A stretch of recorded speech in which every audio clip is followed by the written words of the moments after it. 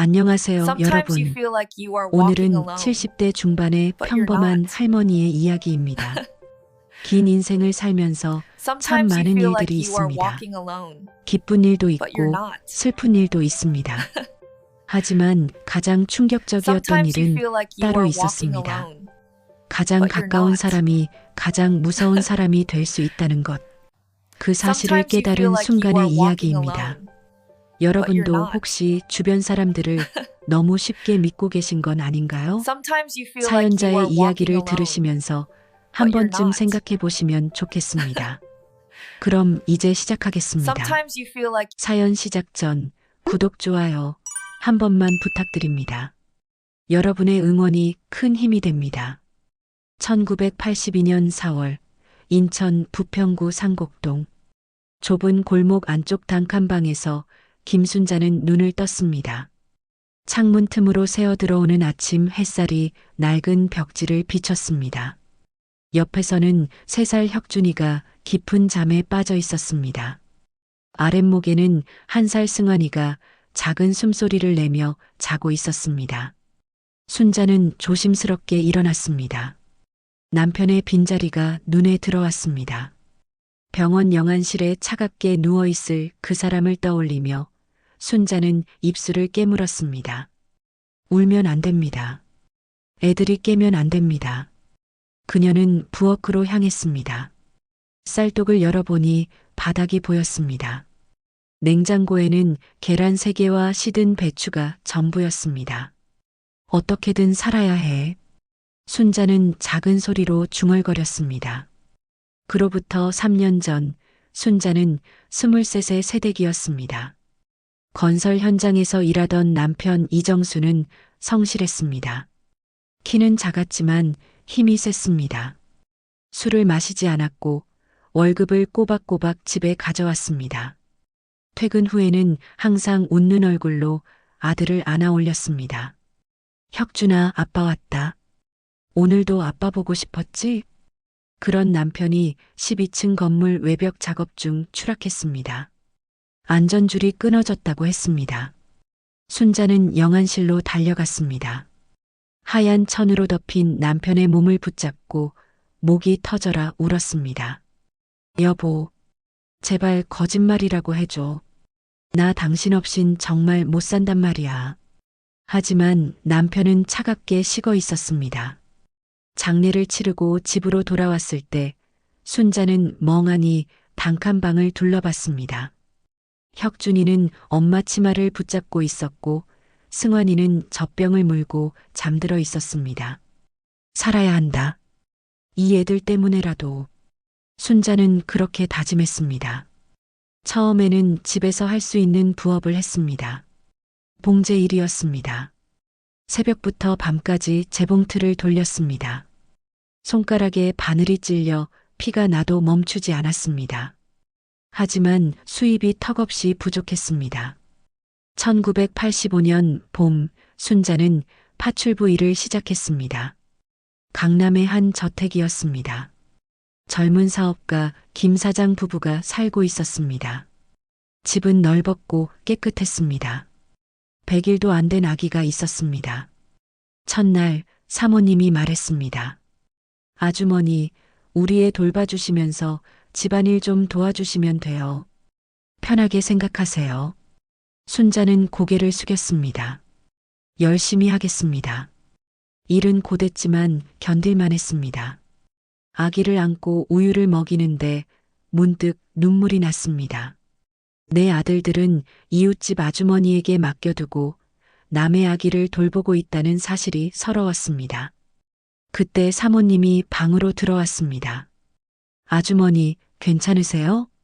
순자는 급히 눈물을 닦았습니다. 네, 괜찮습니다. 사모님은 잠시 순자를 바라보더니 조용히 나갔습니다. 다음 날 사모님이 쇼핑백을 내밀었습니다. 아주머니, 이거 우리 애한테 선물로 들어온 건데 아주머니네 애들 입히세요.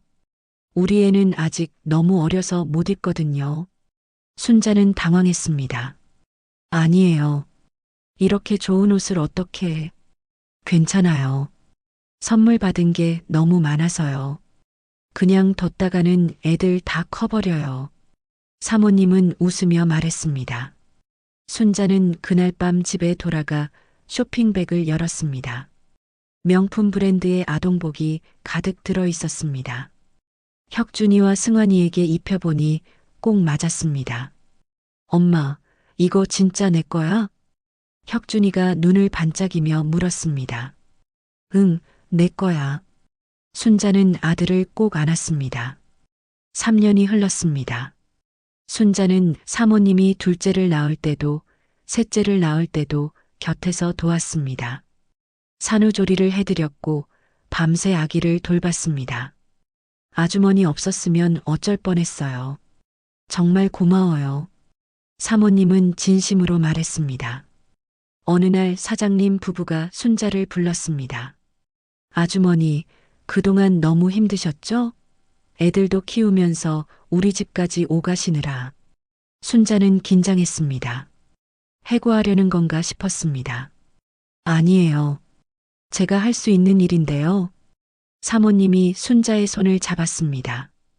이제부턴 우리 집에서 같이 지내시는 게 어때요? 2층에 방 하나 비어 있어요. 아주머니네 애들이랑 같이 지내세요. 순자는 눈이 커졌습니다. 네, 그게 무슨, 우리 애들이 이미 아주머니 손을 탔어요.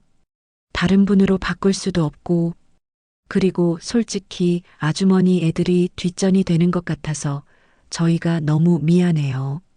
사장님이 말했습니다. 순자는 그날 밤 잠을 이루지 못했습니다. 세상에 이런 사람들이 있다니. 결국 순자는 아들 둘을 데리고 그 집으로 이사했습니다. 2층 방은 넓고 깨끗했습니다. 창문으로 햇살이 가득 들어왔습니다. 엄마, 우리 이제 여기서 살아? 혁준이가 신기한 듯 물었습니다. 응, 우리 이제 여기서 살아. 순자는 아들을 안으며 눈물을 참았습니다. 1990년대 순자는 사모님에게 요리를 배웠습니다. 특히 칼국수를 잘 만들었습니다. 새벽 4시에 일어나 사골을 끓였습니다. 육수에서 깊은 맛이 우러날 때까지 정성을 다했습니다. 아주머니 칼국수는 정말 예술이에요. 진심이 느껴진다니까요. 사모님이 칭찬했습니다. 순자는 김치도 담갔습니다.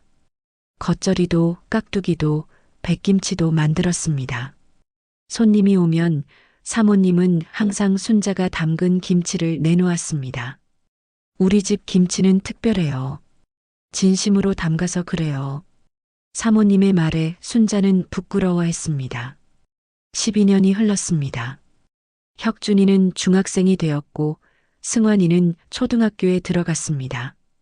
공부를 잘하는 혁준이는 인하대에 진학했습니다. 성실한 승환이는 부평공단에 취직했습니다.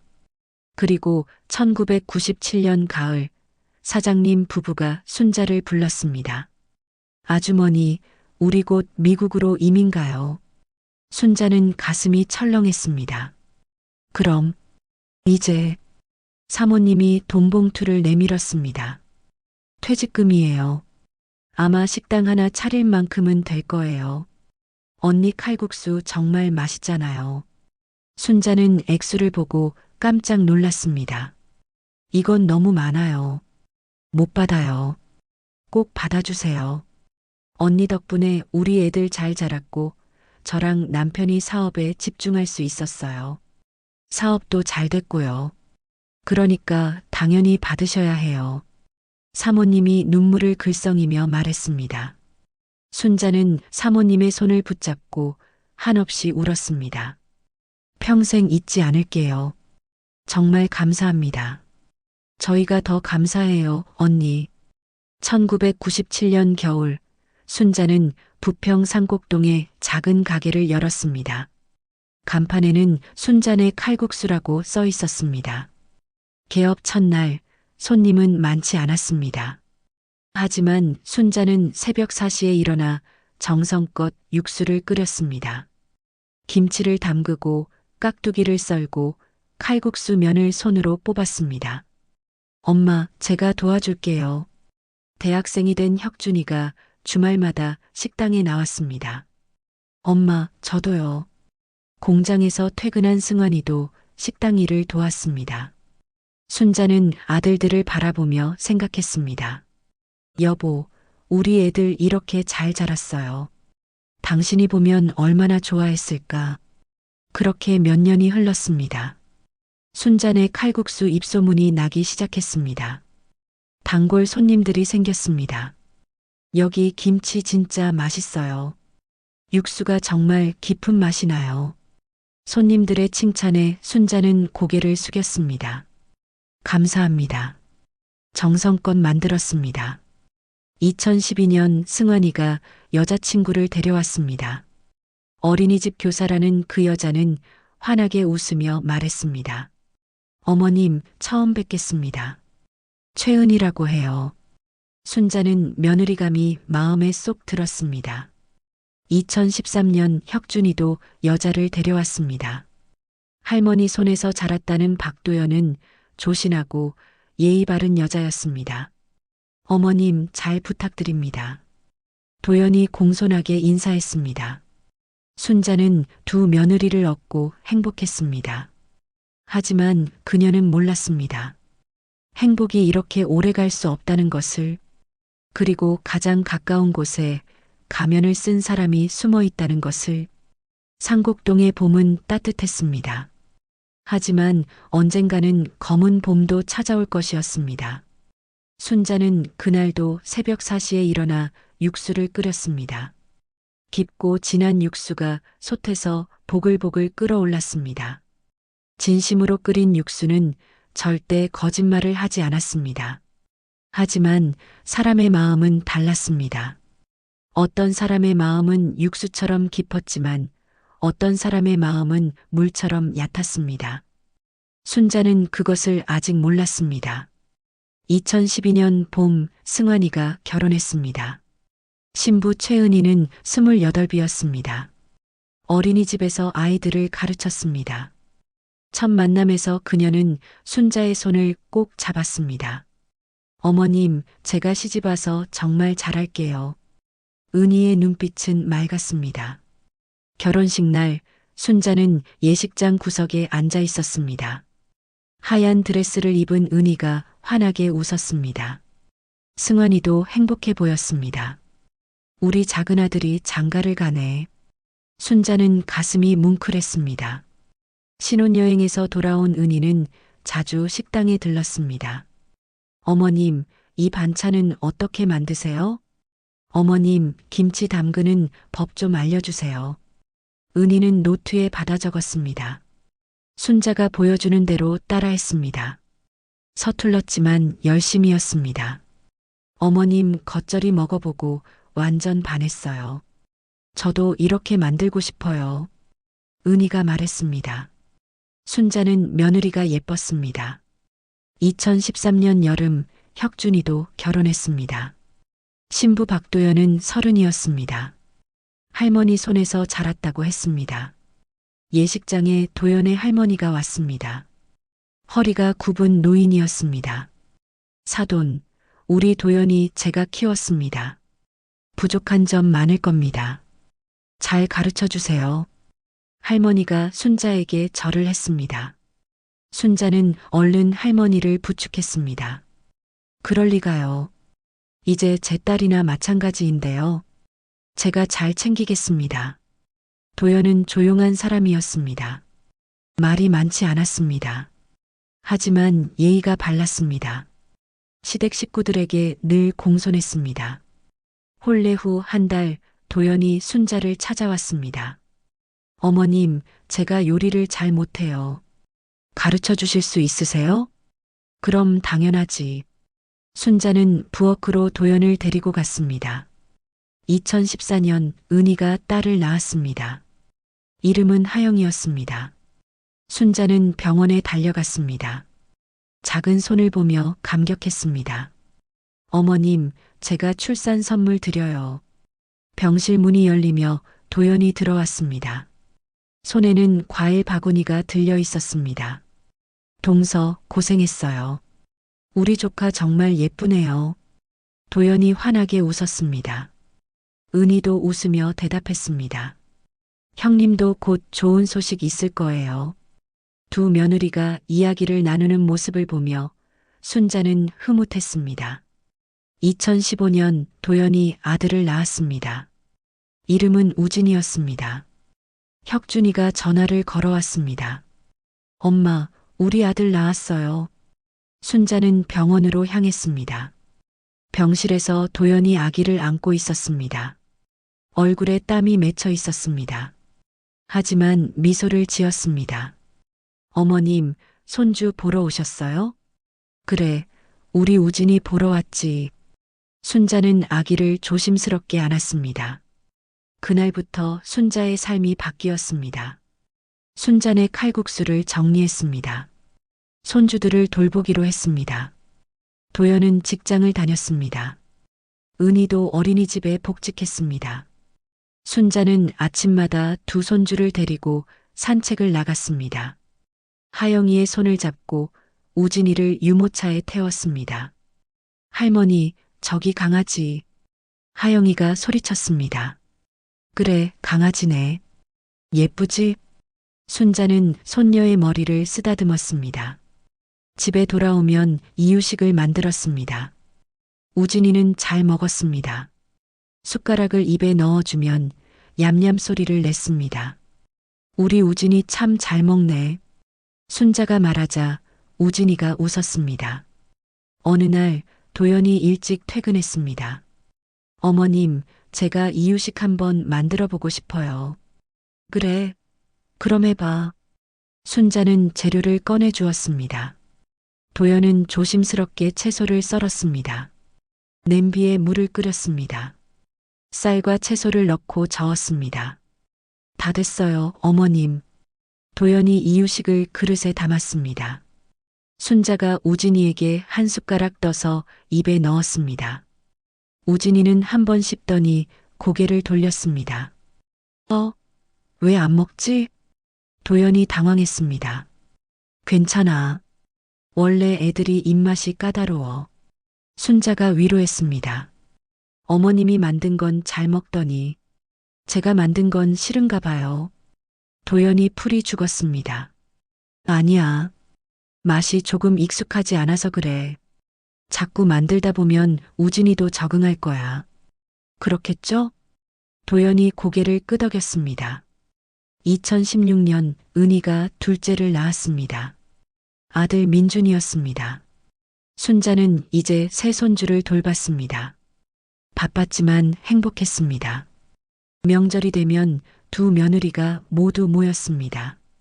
추석날 부엌에서 둘이 티격태격했습니다. 동서, 내가 할게. 동서는 쉬어. 도연이 앞치마를 매며 말했습니다. 아니에요, 형님. 평소에 어머님 모시고 사시잖아요. 이번엔 제가 할게요. 은희가 말했습니다. 그래도 내가 큰 며느리인데 큰일은 내가 해야지. 형님 괜찮아요. 저도 하고 싶어요. 두 사람이 실랑이 하는 모습을 보며 순자는 웃었습니다. 너희 둘 다 착하네. 그럼 같이 하자. 결국 셋이서 함께 음식을 준비했습니다. 2017년 가을 큰 일이 생겼습니다.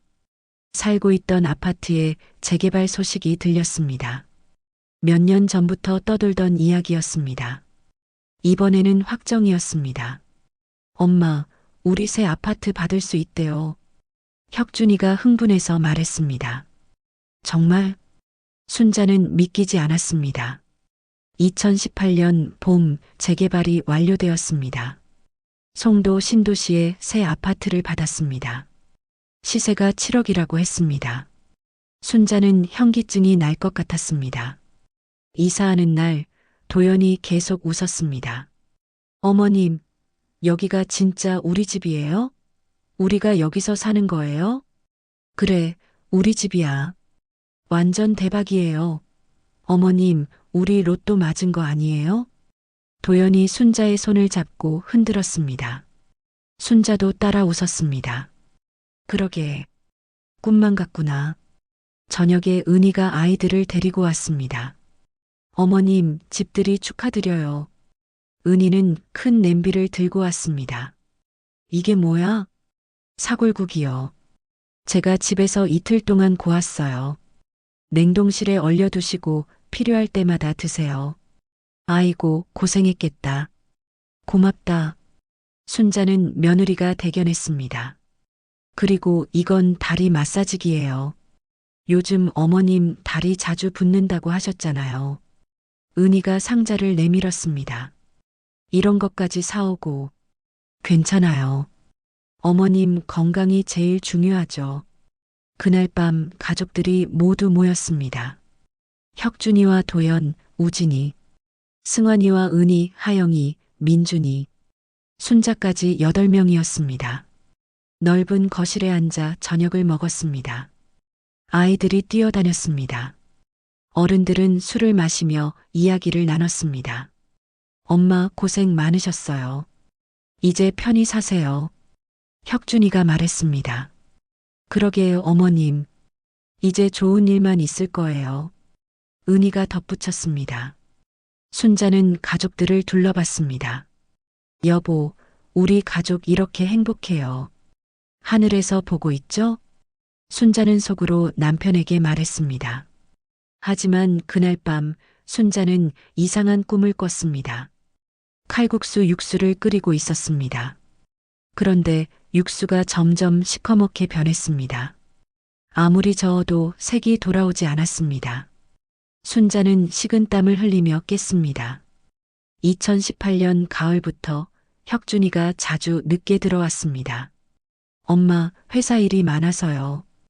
혁준이는 피곤한 얼굴로 말했습니다.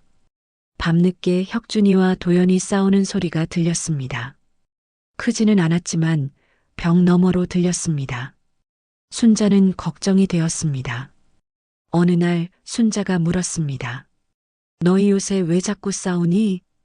혁준이는 대답하지 않았습니다. 도연이 말했습니다.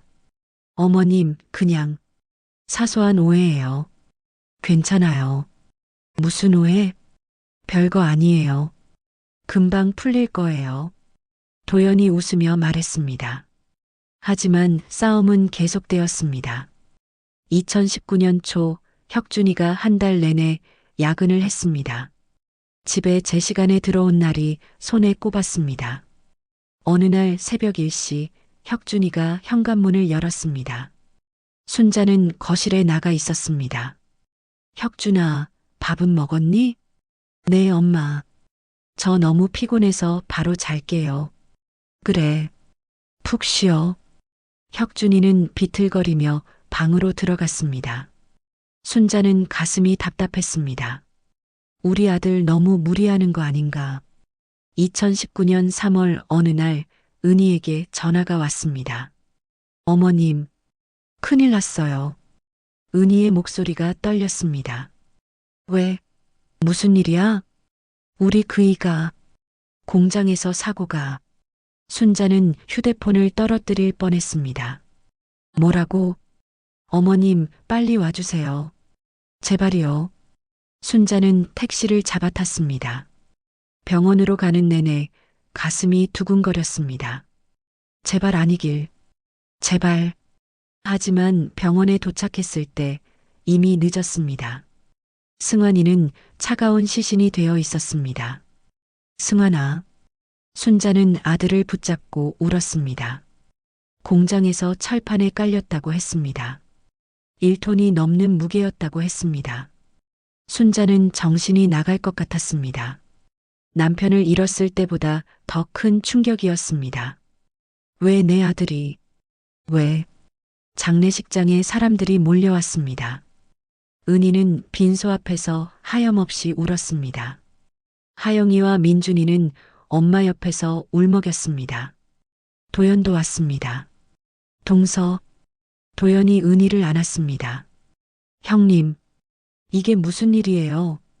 우리 그이가, 나도 모르겠어. 정말. 두 며느리가 함께 울었습니다. 순자는 그 모습을 보며 눈물을 닦았습니다. 이제 어떻게 살아야 하나. 3일장을 치르고 집으로 돌아왔습니다. 송도 아파트는 여전히 깨끗하고 넓었습니다. 하지만 이제 행복하지 않았습니다. 순자는 창밖을 바라봤습니다. 봄이 오고 있었습니다. 하지만 순자의 마음은 겨울이었습니다. 도연이 찾아왔습니다. 어머님, 괜찮으세요? 응, 제가 자주 올게요. 어머님 혼자 두면 안 되잖아요. 도연이 순자의 손을 잡았습니다. 순자는 고개를 끄덕였습니다. 그래, 아직 큰아들이 있어. 우진이도 있고. 순자는 스스로를 다독였습니다. 하지만 몰랐습니다. 더 큰 비극이 곧 찾아올 것이라는 걸. 그리고 가장 가까이 있는 사람이 가장 무서운 사람이 될 수 있다는 걸. 순자는 그날 밤도 새벽 4시에 일어났습니다. 습관처럼 부엌으로 갔습니다. 하지만 끓일 육수가 없었습니다. 식당을 정리한 지 오래였습니다. 순자는 텅 빈 부엌에 서서 한참을 멍하니 있었습니다. 창밖으로 새벽빛이 스며들었습니다. 봄이 왔지만 순자의 봄은 끝나고 있었습니다. 2019년 5월 승환이의 49제가 지났습니다. 순자는 매일 아들 사진 앞에 앉았습니다. 말없이 바라봤습니다. 눈물도 나오지 않았습니다. 그저 텅 빈 기분이었습니다. 은희가 자주 찾아왔습니다. 어머님, 식사는 하셨어요? 응. 거짓말. 냉장고 보니까 그대로 있던데요. 은희가 부엌으로 갔습니다. 냄비에 죽을 끓였습니다. 순자 앞에 놓았습니다. 조금만이라도 드세요. 순자는 숟가락을 들었습니다. 한 숟가락 떠서 입에 넣었습니다. 맛이 없었습니다. 아무 맛도 느껴지지 않았습니다. 잘 먹는다. 순자가 말했습니다. 은희는 울먹였습니다. 어머님, 너도 힘들 텐데 미안하다. 아니에요. 제가 어머님한테 힘이 되드려야죠. 은희가 순자의 손을 잡았습니다.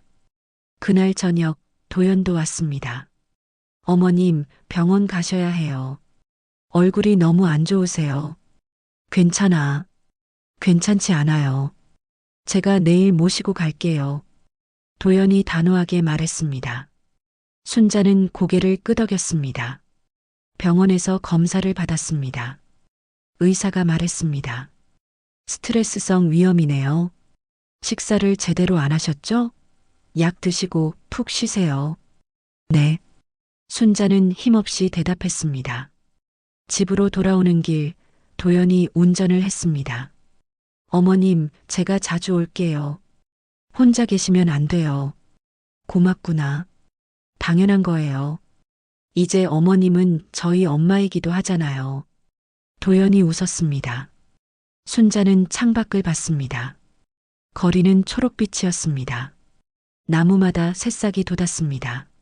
하지만 순자의 세상은 회색이었습니다. 2019년 여름 은희가 이사를 갔습니다. 작은 빌라였습니다. 산재 보상금으로 전세를 얻었습니다. 어머님, 집들이 오세요.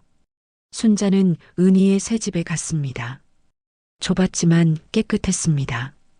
하영이와 민준이가 방에서 놀고 있었습니다. 할머니, 아이들이 달려왔습니다. 순자는 아이들을 안았습니다. 우리 하영이, 민준이, 잘 지냈니? 네. 할머니, 우리 새 집 예뻐요? 하영이가 물었습니다.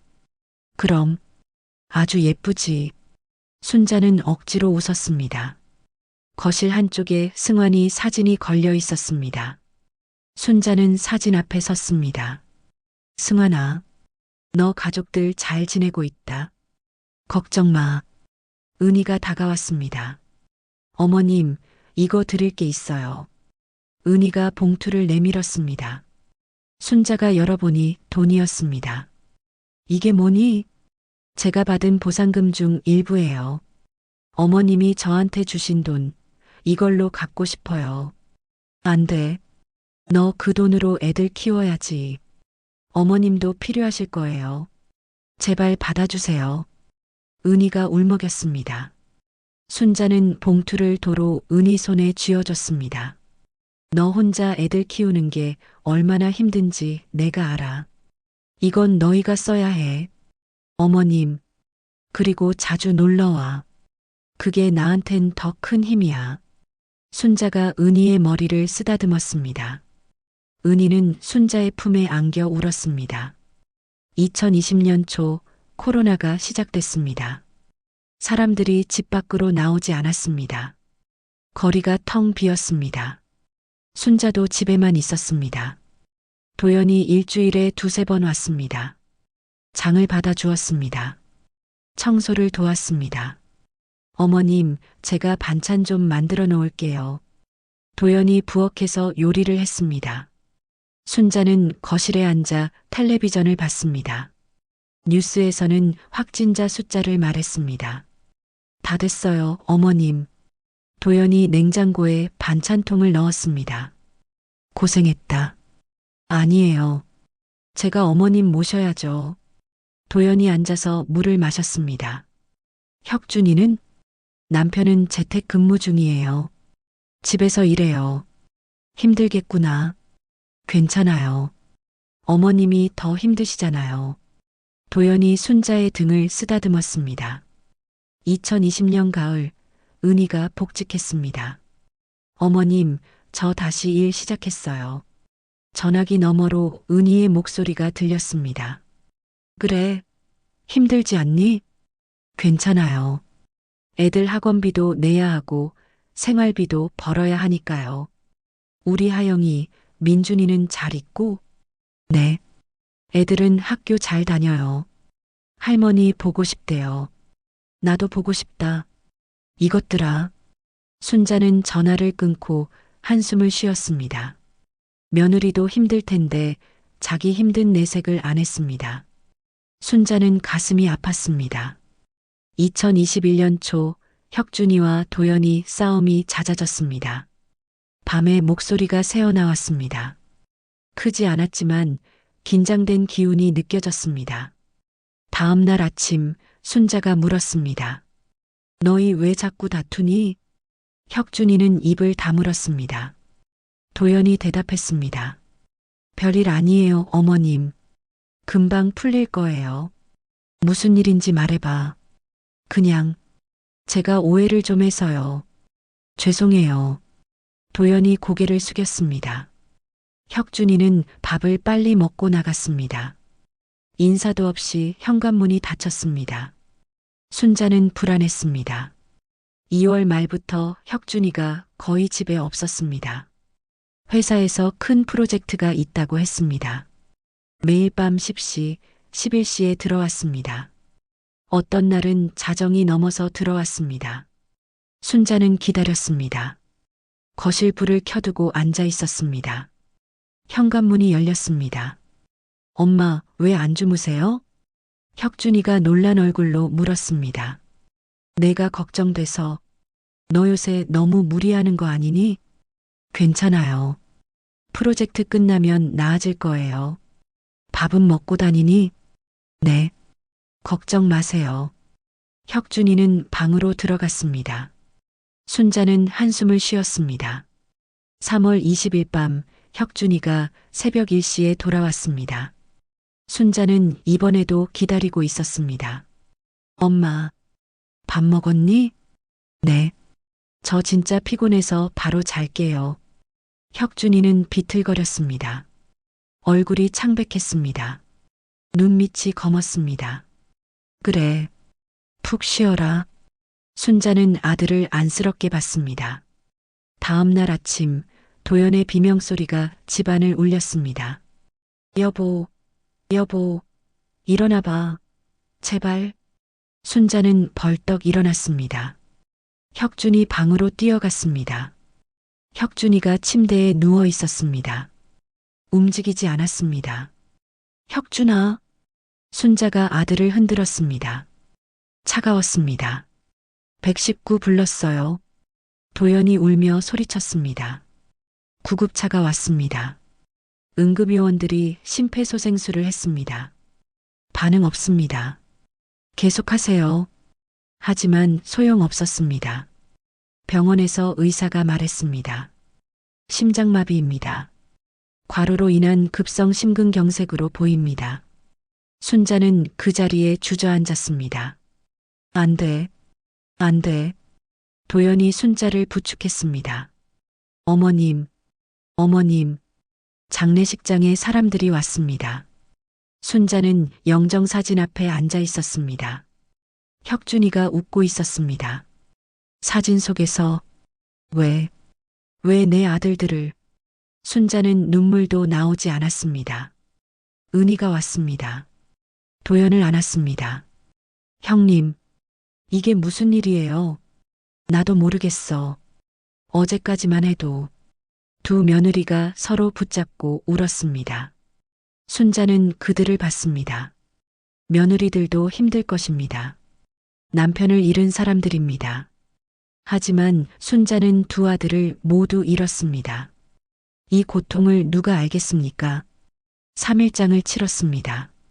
집으로 돌아왔습니다. 텅 빈 집이었습니다. 혁준이 방문이 닫혀 있었습니다. 순자는 문고리를 잡았습니다. 열지 못했습니다. 우진이가 다가왔습니다. 할머니, 우진아. 순자는 손주를 안았습니다. 아빠 어디 갔어요? 우진이가 물었습니다. 하늘 날아갔단다. 언제 와요? 못 와. 우진이가 울기 시작했습니다. 순자도 따라 울었습니다. 4월부터 순자는 자주 아팠습니다. 몸 여기저기가 쑤셨습니다. 잠을 잘 수 없었습니다. 밥맛이 없었습니다. 도연이 매일 왔습니다. 어머님, 오늘은 뭐 드시고 싶으세요? 아무거나. 그럼 미역국 끓여드릴게요. 도연이 부엌으로 갔습니다. 곧 미역국 냄새가 났습니다. 다 됐어요. 드세요. 순자는 숟가락을 들었습니다. 한 숟가락 떴습니다. 맛이 없었습니다. 하지만 먹었습니다. 도연이 열심히 해준 것이니까. 맛있니? 응, 맛있어. 순자가 거짓말을 했습니다. 도연이 환하게 웃었습니다. 다행이다. 어머님이 드셔주시니까 제가 보람 있어요. 저녁에 도연이 말했습니다. 어머님, 제가 생각해 봤는데요. 뭘? 여행 한번 가시는 게 어때요? 순자는 고개를 들었습니다. 여행? 네. 어머님 요즘 너무 힘드시잖아요. 공기 좋은 데 가서 한 달쯤 쉬시면 좋을 것 같아서요. 나 그럴 기분 아니야. 그래도 계속 이러시면 몸이 더 안 좋아지실 거예요. 제 지인이 강원도에 좋은 곳 알고 있대요.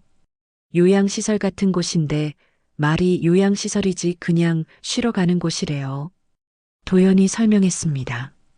너도 같이 가니? 네. 제가 모시고 갈게요. 우진이는? 우진이는 제 남동생한테 맡기면 돼요. 방학이라 괜찮아요. 도연이 웃었습니다. 순자는 잠시 생각했습니다. 계속 집에만 있으니 답답했습니다. 혁준이 방문만 보면 가슴이 무너졌습니다. 그래, 가보자. 진짜요? 좋아요. 제가 다 준비할게요. 도연이 기뻐했습니다. 순자는 창밖을 봤습니다. 벚꽃이 지고 있었습니다. 꽃잎이 바람에 날렸습니다. 순자는 떨어지는 꽃잎을 보며 생각했습니다. 나도 저 꽃잎처럼 떨어지는 건가? 하지만 살아야 했습니다. 우진이가 있으니까, 은희와 하영이, 민준이가 있으니까, 며느리들이 있으니까. 순자는 주먹을 쥐었습니다. 조금만 더 버티자. 조금만. 그날 밤 순자는 오랜만에 꿈을 꿨습니다. 남편이 나왔습니다. 혁준이와 승환이도 나왔습니다. 셋이 함께 웃고 있었습니다. 엄마, 우리 괜찮아. 걱정 마. 혁준이가 말했습니다. 엄마, 힘내. 승환이가 손을 흔들었습니다. 남편은 아무 말도 하지 않았습니다. 그냥 웃었습니다. 순자는 손을 뻗었습니다. 하지만 닿지 않았습니다. 그들은 점점 멀어졌습니다. 순자는 깼습니다. 베개가 젖어 있었습니다. 창밖은 밝았습니다. 새벽 4시였습니다. 순자는 일어났습니다. 부엌으로 갔습니다. 냉장고를 열었습니다. 도연이 만들어 놓은 반찬들이 있었습니다. 순자는 하나를 꺼냈습니다. 먹어봤습니다. 여전히 맛이 없었습니다. 하지만 먹었습니다. 살아야 하니까. 순자는 창밖을 봤습니다. 해가 떠오르고 있었습니다. 새로운 날이었습니다. 하지만 순자는 몰랐습니다. 곧 다가올 여행이 생명을 위협하는 함정이라는 것을, 그리고 가장 믿었던 사람이 가장 위험한 사람이라는 것을. 순자는 그저 며느리의 말을 믿었습니다.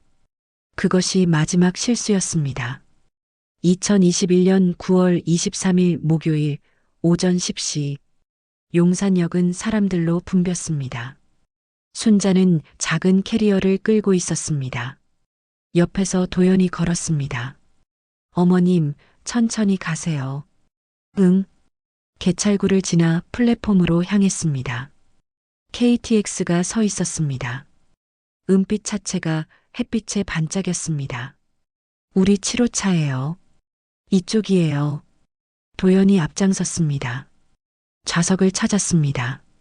창가와 복도 쪽 자리였습니다. 어머님, 여기 앉으세요. 제가 안쪽 앉을게요. 도연이 캐리어를 선반에 올렸습니다. 순자는 창가 자리에 앉았습니다. 열차가 출발했습니다. 서울 풍경이 지나갔습니다. 빌딩들, 아파트들, 강. 순자는 창밖을 봤습니다. 어머님, 경치 좋죠? 그러네. 거기 가면 공기도 좋고 조용해서 푹 쉬실 수 있을 거예요. 도연이 밝게 말했습니다. 순자는 고개를 끄덕였습니다. 출발한 지 20분쯤 지났을 때 도연이 일어났습니다. 어머님, 화장실 다녀올게요. 그래. 도연이 복도로 나갔습니다. 순자는 계속 창밖을 봤습니다. 들판이 펼쳐졌습니다. 가을빛이었습니다. 시간이 흘렀습니다. 도연이 돌아오지 않았습니다. 순자는 시계를 봤습니다. 20분이 지났습니다. 화장실에 사람이 많나? 순자는 걱정이 되었습니다. 얼마 후 도연이 돌아왔습니다. 어머님, 오래 기다리셨죠?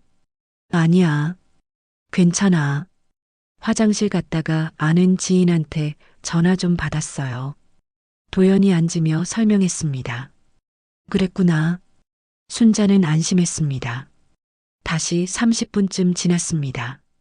도연의 휴대폰이 울렸습니다. 어머님, 또 전화 왔네요. 아까 그 지인이에요. 좀 안 좋은 일이 있나 봐요. 잠깐만 나가서 받고 올게요. 그래. 다녀와. 도연이 다시 복도로 나갔습니다. 순자는 혼자 남았습니다. 창밖 풍경은 계속 흘러갔습니다. 산이 보였습니다. 터널을 지났습니다. 순자는 눈을 감았습니다. 피곤했습니다. 잠시 후 누군가 다가오는 기척이 났습니다. 순자는 눈을 떴습니다. 중년 남자가 서 있었습니다. 정장을 입었습니다. 어르신, 실례합니다. 남자가 낮은 목소리로 말했습니다. 네. 혹시 옆에 앉으신 분이 며느리세요? 순자는 당황했습니다. 네. 맞는데요. 왜 그러시죠? 남자는 주위를 살폈습니다. 그리고 작은 쪽지를 순자에게 건넸습니다. 지금 자세히 말씀드릴 수 없습니다. 이거 읽어보세요. 이게 뭔가요? 다음 역이 곧 옵니다.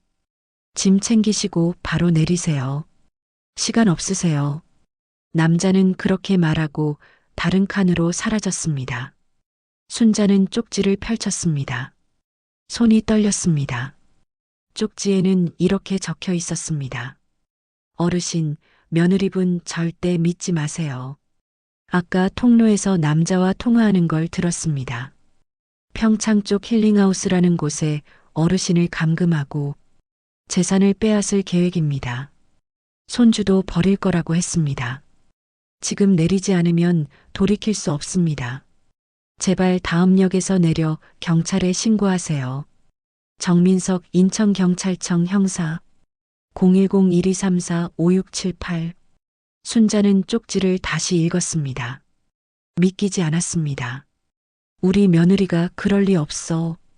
하지만 쪽지에는 구체적인 내용이 있었습니다.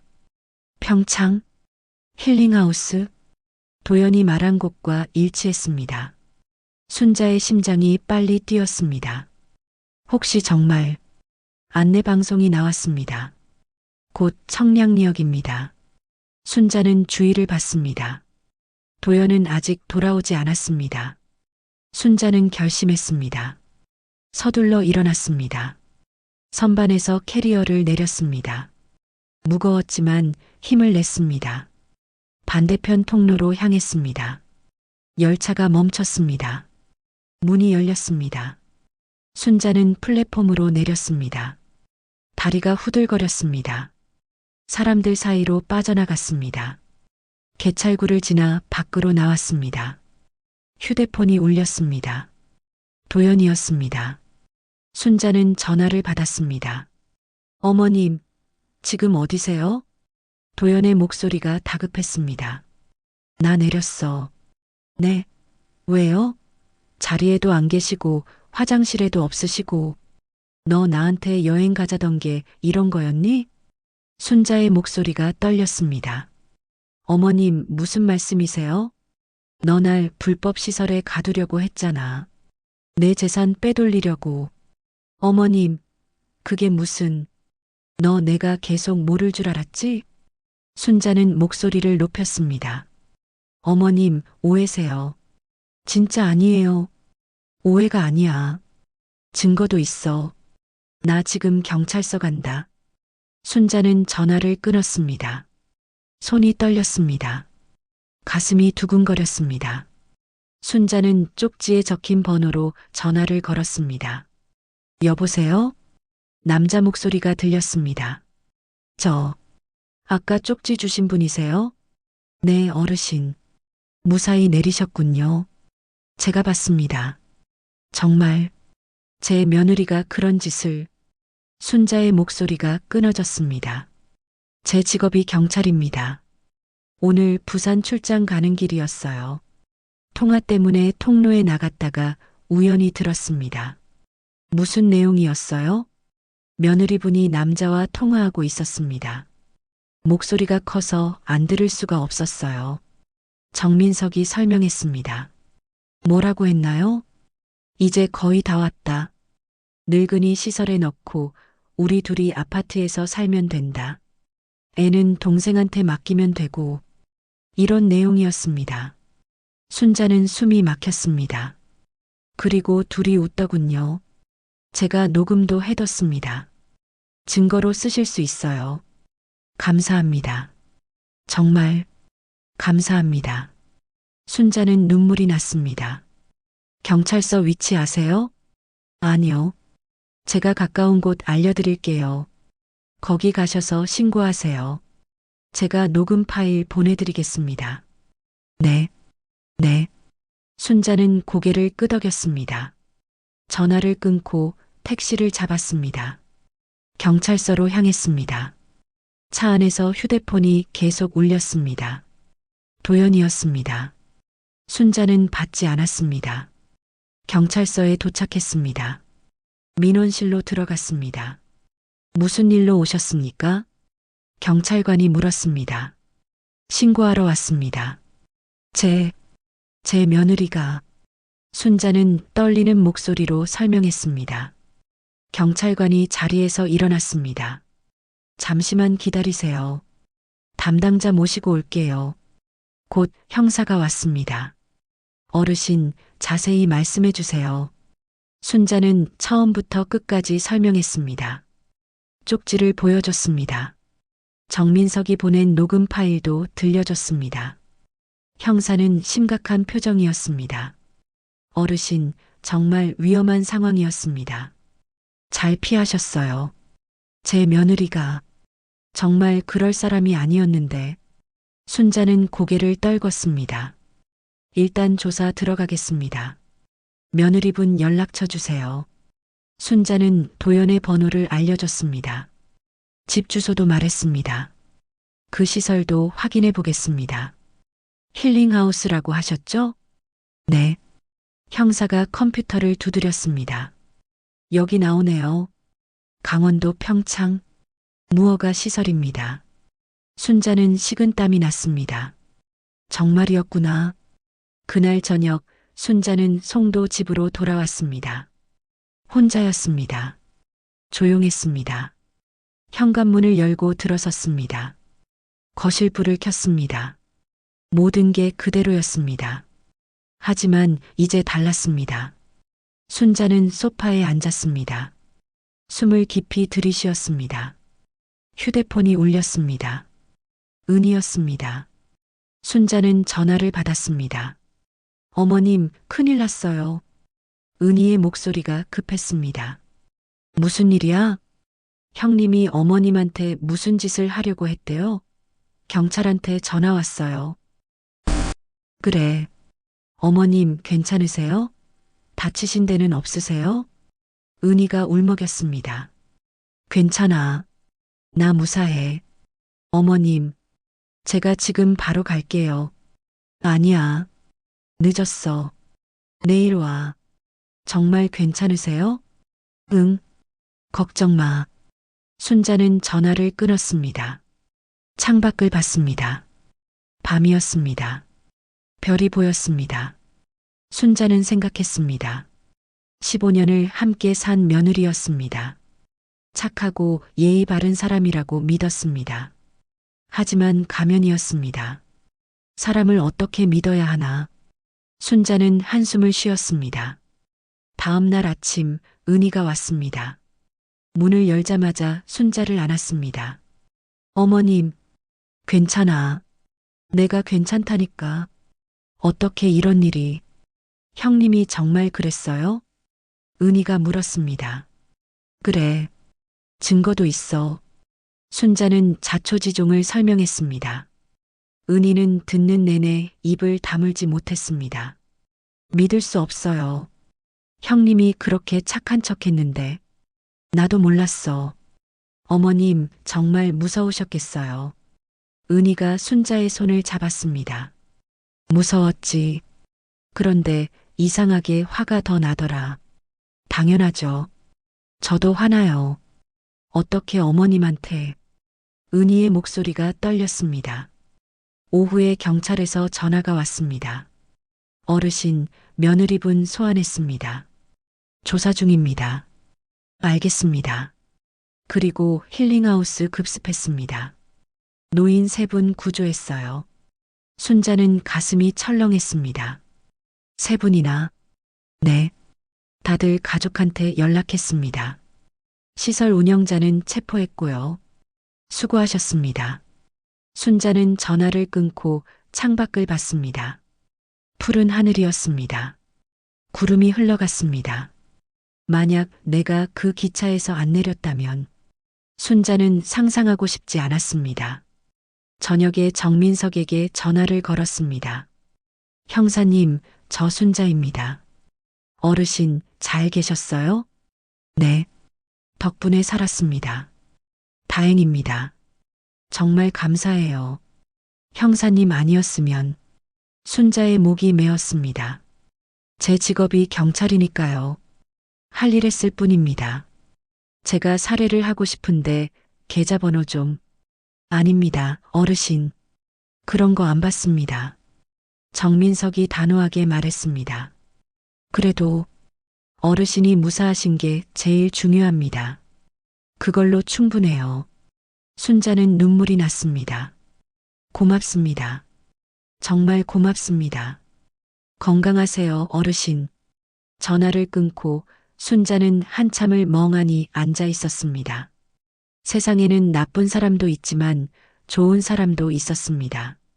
정민석 같은 사람, 은희 같은 사람, 그들이 있어서 순자는 다시 살 수 있었습니다. 밤이 되었습니다. 순자는 침대에 누웠습니다. 눈을 감았습니다. 혁준이가 떠올랐습니다. 혁준아, 엄마가 살았어. 내 아내가 엄마를 해치려고 했지만 엄마는 살아남았어. 순자는 이불을 꼭 잡았습니다. 이제 뭘 어떻게 해야 할까? 하지만 답은 분명했습니다. 살아야 했습니다. 우진이를 위해서, 은희를 위해서, 하영이와 민준이를 위해서, 그리고 자신을 위해서. 순자는 눈을 떴습니다. 창밖에 달이 떠 있었습니다. 화냈습니다. 순자는 일어나 창문을 열었습니다. 바람이 들어왔습니다. 시원했습니다. 순자는 깊이 숨을 들이쉬었습니다. 나는 살아있다. 그 사실이 감사했습니다. 내일은 어떻게 될지 몰랐습니다. 하지만 오늘은 살아남았습니다. 그것으로 충분했습니다. 순자는 창문을 닫았습니다. 다시 침대에 누웠습니다. 이번엔 잠이 왔습니다. 오랜만에 편안한 잠이었습니다. 2021년 10월 재판이 끝났습니다. 도연은 사기 미수와 노인학대 미수로 벌금형을 받았습니다. 집행유예 1년이 붙었습니다. 순자는 법정에 나가지 않았습니다. 그 얼굴을 다시 보고 싶지 않았습니다. 재판 다음 날 도연이 집 앞에 왔습니다. 초인종이 울렸습니다. 순자는 문을 열지 않았습니다. 어머님, 저예요. 문 좀 열어주세요. 도연의 목소리가 들렸습니다. 순자는 가만히 서 있었습니다. 어머님, 제발요. 한 번만 기회를. 그때 은희가 나타났습니다. 당신 여기서 뭐 하는 거야? 은희의 목소리가 차가웠습니다. 동서, 나 어머님 좀 돌아가. 어머님 만나고 싶으면 감옥에 가든지. 나 집행유예 받았어. 감옥 안 가. 그래, 운이 좋네. 그럼 다시는 여기 오지 마. 은희가 도연을 밀었습니다. 동서, 제발. 한 번만 더 오면 내가 가만 안 둬. 은희의 눈빛이 무서웠습니다. 도연은 결국 돌아갔습니다. 은희가 초인종을 눌렀습니다. 순자가 문을 열었습니다. 어머님, 괜찮으세요? 응. 고마워. 제가 당분간 여기 있을게요. 은희가 안으로 들어왔습니다. 며칠 후 우진이가 왔습니다. 15살 소년이었습니다. 할머니. 우진이는 순자를 보자마자 울었습니다. 우진아. 순자가 손주를 안았습니다. 할머니, 미안해요. 우리 엄마가. 아니야. 내 잘못 아니야. 저 이제 엄마랑 안 살래요. 할머니랑 살고 싶어요. 우진이가 말했습니다. 그래. 네. 저 엄마 무서워요. 그리고 할머니가 제일 좋아요. 순자는 손주의 머리를 쓰다듬었습니다. 할머니도 우진이가 제일 좋아. 2021년 12월 어느 날 은희가 짐을 싸왔습니다. 하영이와 민준이도 함께였습니다. 어머님, 저희 이제 여기서 살래요. 뭐? 순자는 놀랐습니다. 진작에 이러고 싶었어요. 이제 어머님 혼자 두면 안 되잖아요. 너희 집은? 전세 빼고 월세로 작은 데 얻었어요. 그러면 돈이 남아서 애들 학원비 내고 생활비 쓸 수 있거든요. 은희가 웃었습니다. 그런데 여기서 살면 제가 출퇴근하면 돼요. 멀지 않아요. 그리고 어머님이 애들 봐주시면 저도 편하고요. 순자는 며느리를 보았습니다. 진심이 느껴졌습니다. 고맙구나. 제가 더 감사하죠. 어머님 덕분에 저희가 사는 거예요. 그날부터 순자의 집에는 5명이 살게 되었습니다. 순자, 은희, 우진, 하영, 민준. 저녁이면 식탁에 모두 모였습니다. 할머니, 이거 제가 만들었어요. 우진이가 칼국수를 내놓았습니다. 오, 우리 우진이가? 네. 할머니 레시피 그대로 만들었어요. 새벽에 일어나서 육수 끓였어요. 순자는 한 입 떠먹었습니다. 진했습니다. 구수했습니다. 맛있다. 정말요? 우진이의 얼굴이 환해졌습니다. 할머니, 저도 요리 배우고 싶어요. 하영이가 손을 들었습니다. 나도. 민준이도 따라했습니다. 순자는 웃었습니다. 오랜만이었습니다. 진짜 웃음이었습니다. 2022년 봄, 도연이 다시 왔습니다. 우진이를 보러 왔다고 했습니다. 하지만 우진이는 만나지 않았습니다. 싫어요. 저 엄마 안 볼래요. 우진아, 엄마야. 엄마 목소리 들리지? 도연이 문 밖에서 울었습니다. 우진이는 방문을 잠갔습니다. 할머니, 저 진짜 싫어요. 알아. 괜찮아. 순자가 우진이를 안았습니다. 도연은 결국 포기하고 돌아갔습니다. 그 후로도 몇 번 더 왔습니다. 하지만 우진이는 끝까지 만나지 않았습니다. 2024년 우진이가 고등학교 2학년이 되었습니다. 어느 날 저녁 우진이가 말했습니다. 할머니, 저 요리사 될래요. 요리사? 네. 할머니 칼국수 맛 이어받고 싶어요. 식당 하고 싶어요. 순자는 손주를 보았습니다. 공부는? 공부도 할 거예요. 그런데 제 꿈은 요리예요. 우진이의 눈빛이 진지했습니다. 좋아. 내가 하고 싶은 거 해. 순자가 웃었습니다. 진짜요? 와, 고마워요, 할머니. 우진이가 순자를 안았습니다. 은희도 아들을 응원했습니다. 우진아, 엄마도 응원해. 내가 하고 싶은 거 하렴. 고마워요, 이모. 우진이는 은희를 이모라고 불렀습니다. 엄마라는 말은 더 이상 하지 않았습니다. 2026년 봄, 송도 센트럴파크의 새 식당이 문을 열었습니다. 간판에는 순자네 칼국수 2호점이라고 적혀 있었습니다. 개업 첫날, 순자는 가게 앞에 섰습니다. 우진이가 주방에서 나왔습니다. 앞치마를 두르고 있었습니다. 할머니, 준비 다 됐어요. 그래. 우리 우진이 대단하다. 순자가 손주의 어깨를 두드렸습니다. 손님들이 들어왔습니다. 우진이가 만든 칼국수였습니다. 여기 칼국수 정말 맛있네요. 육수가 깊은 맛이 나요.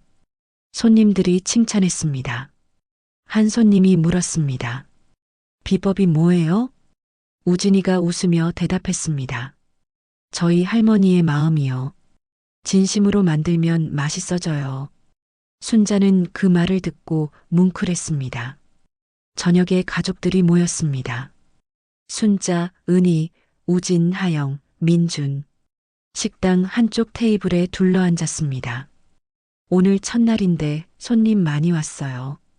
우진이가 말했습니다. 당연하지. 우리 우진이가 얼마나 열심히 했는데. 은희가 웃었습니다. 이모 덕분이에요. 이모가 도와주셔서 우리 다 같이 한 거지. 하영이가 끼어들었습니다. 저도 주말에 도와줄게요. 민준이도 말했습니다. 나도. 순자는 가족들을 보았습니다. 행복했습니다. 밤에 집으로 돌아와 창문을 열었습니다.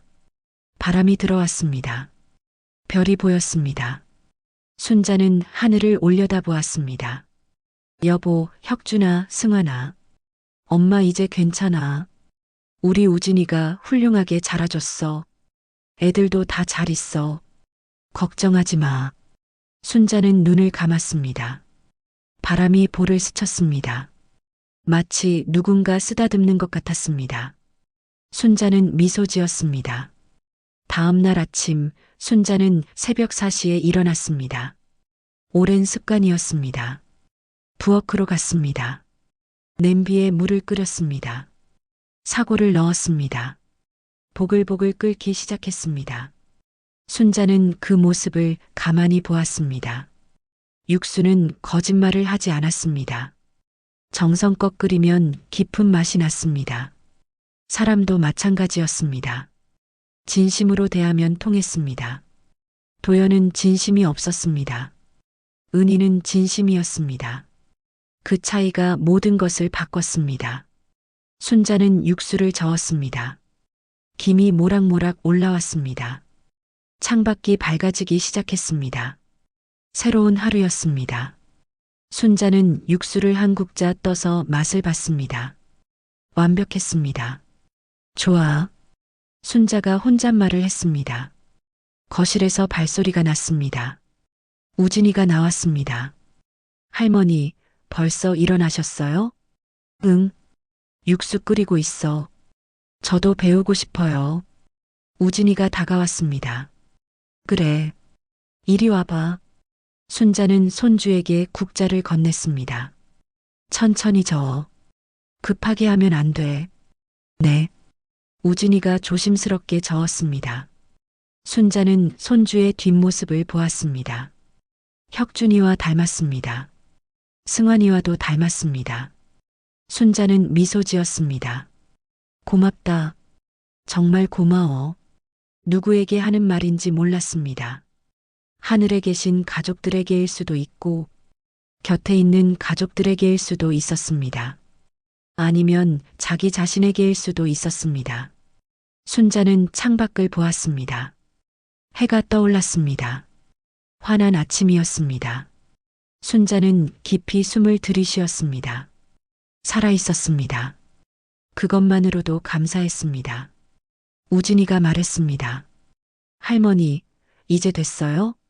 응, 잘했어. 할머니처럼 할 수 있을까요? 너는 이미 잘하고 있어. 순자가 손주의 머리를 쓰다듬었습니다. 우진이가 웃었습니다. 순자도 따라 웃었습니다. 부엌에는 육수 냄새가 가득했습니다. 깊고 진한 냄새였습니다. 진심의 냄새였습니다. 그리고 그 냄새는 계속 이어질 것입니다. 우진이에게, 하영이에게, 민준이에게, 그리고 그 다음 세대에게. 순자는 그것을 알았습니다. 그래서 평온했습니다. 이 이야기는 한 여성의 70년 인생을 5개의 봄으로 나눈 것입니다. 첫 번째 봄은 고난 속에서 만난 은혜였습니다. 두 번째 봄은 가족과 함께한 행복이었습니다. 세 번째 봄은 상실의 고통이었습니다. 네 번째 봄은 배신과 생존이었습니다. 다섯 번째 봄은 진짜 가족을 찾은 평화였습니다. 순자는 많은 것을 잃었습니다. 하지만 더 소중한 것을 얻었습니다. 진심으로 사랑하는 사람들을 얻었습니다. 그리고 그 사랑은 계속됩니다. 우진이의 칼국수처럼, 새벽 4시의 육수처럼, 깊고 진하게. 여기까지 제 이야기를 들어주셔서 정말 감사합니다. 긴 이야기였지만 끝까지 함께 해주셨네요. 제 이야기가 여러분께 조금이라도 도움이 되었으면 좋겠습니다. 가까운 사람이라고 해서 무조건 믿으면 안 됩니다.